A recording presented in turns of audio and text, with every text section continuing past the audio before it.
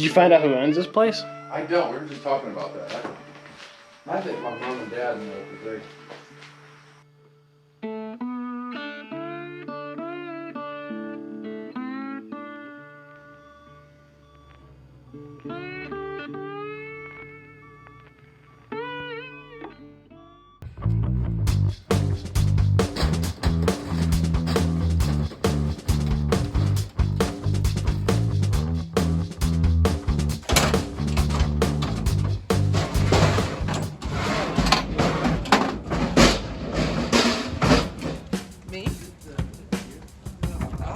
Yes. But I'm doing that just in case. No, it rolled pretty well, yeah. I wasn't sure if you wanted me to clean it or not. I didn't know. I didn't know what to do with it. So. It's perfect with the barn dust.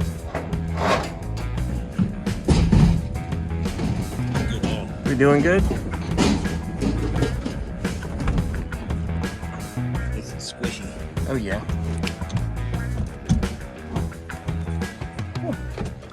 Well, she's home. So we got the 68 Corvette back at the shop here. This is the first time I've seen it in about a year. And it's got its barn dust on it just like it was when I saw it. Now in the barn, it looked much cleaner than it does out in the wild. But everything looks pretty good, just the way we remember her. And if you haven't seen it, go back and check the video. This thing has been parked since 1991. And this is the first time I'm really getting a good look at it outside of that barn that it was in.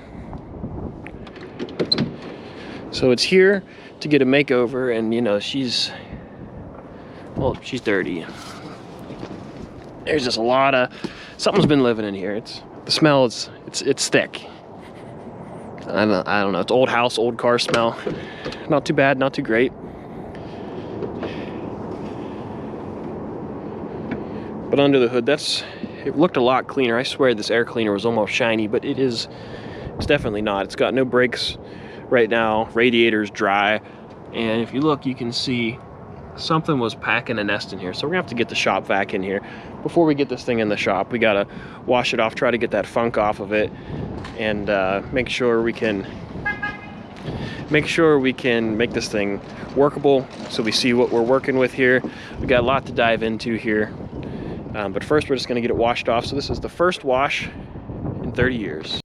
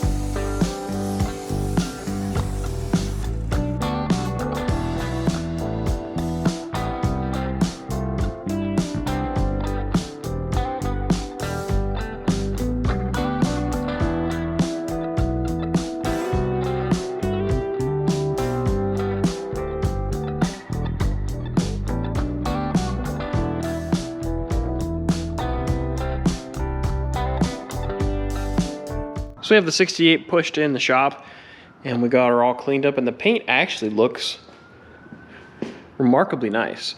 It does have some blisters and popping on this door, and there's some blemishes here and there. But honestly, if you take a couple steps back, it looks really respectable. I think we can bring this around once we polish the chrome, maybe do a little bit of work on the paint. On the back deck, it looks nice. And then this fender, obviously you guys remember from the last video, this is one of the reasons why the car was parked, but also this fender is now a little oxidized, so hopefully we can bring that back around. But right now that's the least of our concerns, because this is what I want to focus on now. So supposedly this car doesn't have the original engine, and this was detuned a little bit, so it is a 427, 435 horse car and engine from what we're told. So I want to go back through here, look at the numbers, figure out what we're looking at here. And I dug through in the core support and fan shroud area. It was packed full of leaves and plastic and junk. Didn't find anything too exciting besides a corn cob, and I thought this was rather weird. As you guys know, I'm a Beatles fan, and as I'm throwing stuff away, I see bootleg Beatles. So I hear this article talking about the Soviet Union, and I guess the Soviet Union started their own Beatles, who are not the Beatles. I don't know. But it's kind of interesting that there's a Beatles clip inside of this car. So that kind of gives us an idea for how long this thing has been parked, because they're referring to the Soviet Union. So that's kind of neat. And right now I had my ozone generator chewing on the inside here, trying to bring that back around. So I had that going for about half an hour. So eventually I'll venture in there. But first, let's see what numbers we have on the engine.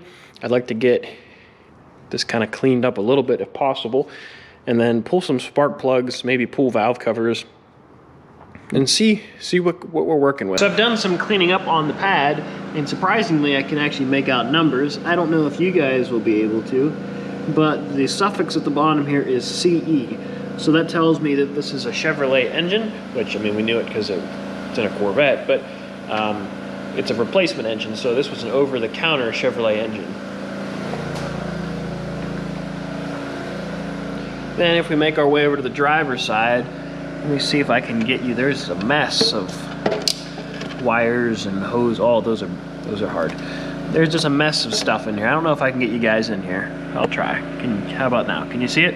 Anyways, the last 3 digits of the block are 512. So I ran that back, and that comes back to be a late 69, 427, 435 block. So that adds up that this was probably a 435 horse car.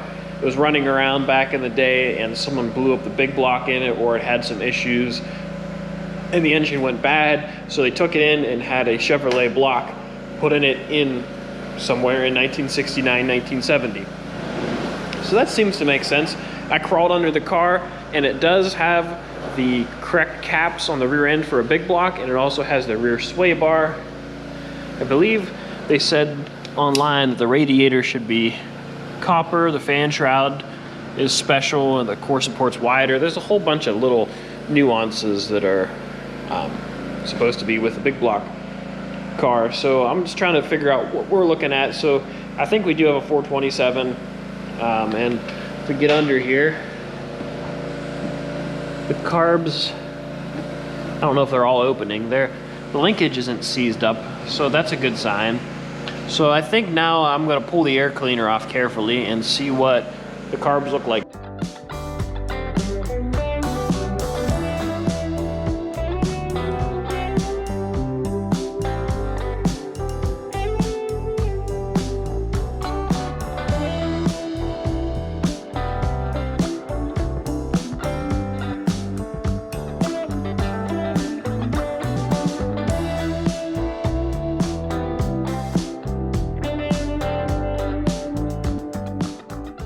Alright, so now it's time to see if this thing will spin over. So I've been soaking the engine with a little bit of ATF in each cylinder, so it should hopefully be lubricated, and all the spark plugs are out, so she should have a little less compression. Okay, gotta get some leverage on this rig. Oh yeah, she just went, yep, we're gonna get injured this way. Oh yeah.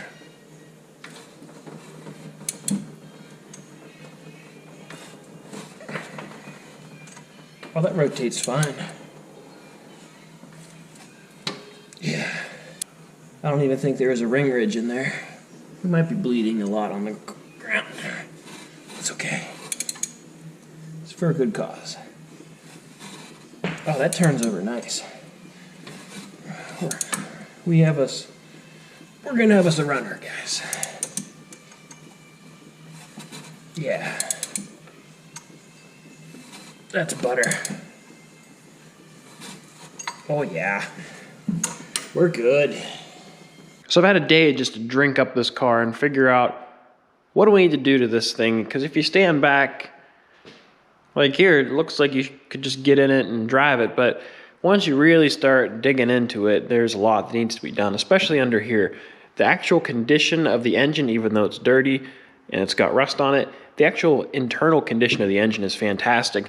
The carbs are all freed up, none of them are locked up. And it looks beautiful inside the engine. You can still see the cross hatching. Valve train looks great. Water pump, she's locked up.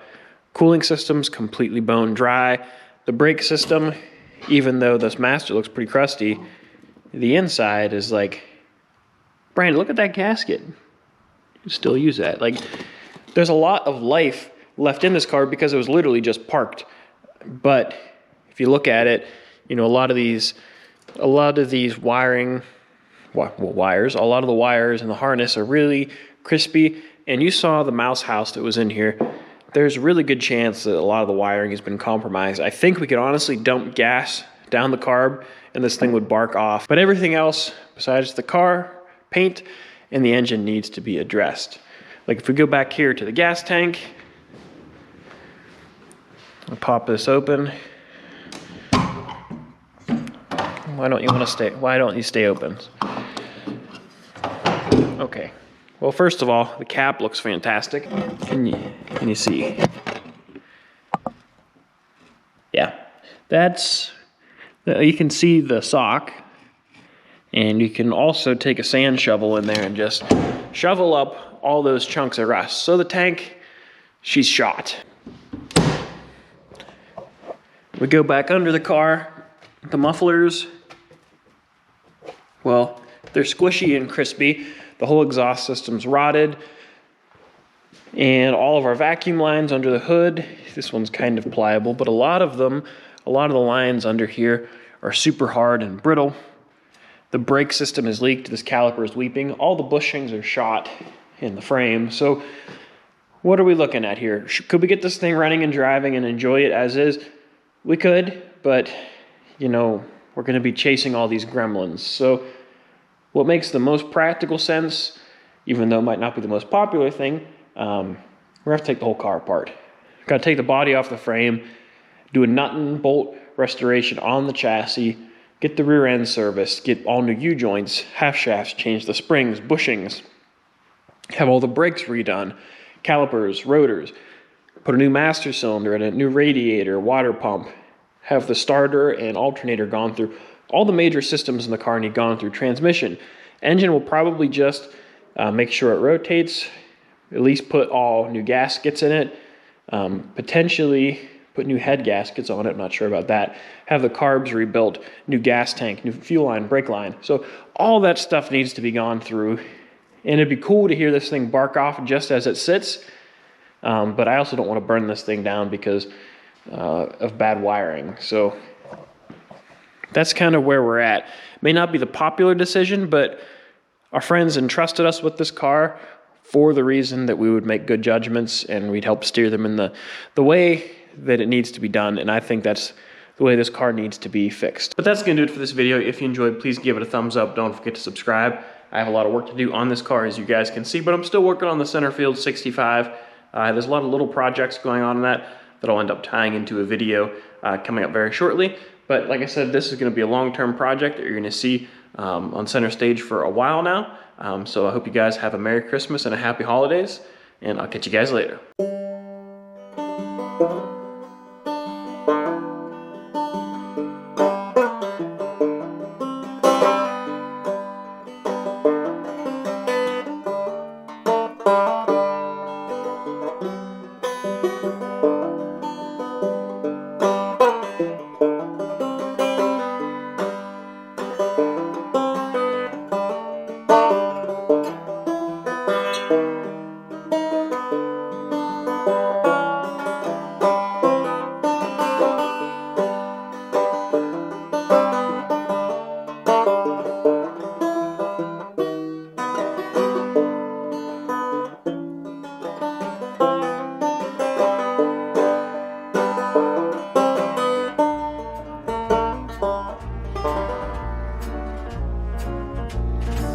You got a friend in me.